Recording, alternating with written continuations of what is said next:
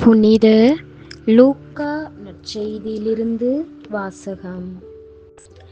ஆசேர் குலத்தைச் சேர்ந்த பானுவேலின் மகளாகிய அன்னா என்னும் இறைவாக்கினர் ஒருவர் இருந்தார். அவர் வயது முதிர்ந்தவர். மணமாகி 7 ஆண்டுகள் கணவரோடு வாழ்ந்த பின் கைம்பெண் ஆனவர். அவருக்கு வயது 84. அவர் கோவிலை விட்டு நீங்காமல் நோன்பிருந்து மன்றாடி அல்லும் பகலும் திருப்பணி செய்து வந்தார்.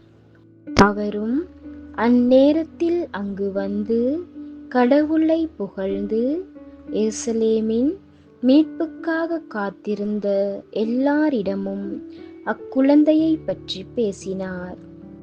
ஆண்டவருடைய திருச்சட்டப்படி எல்லாவற்றையும் செய்து முடித்த பின்பு அவர்கள் கலிலேயாவில் உள்ள தங்கள் ஊராகிய நாசரேத்துக்கு திரும்பிச் சென்றார்கள்.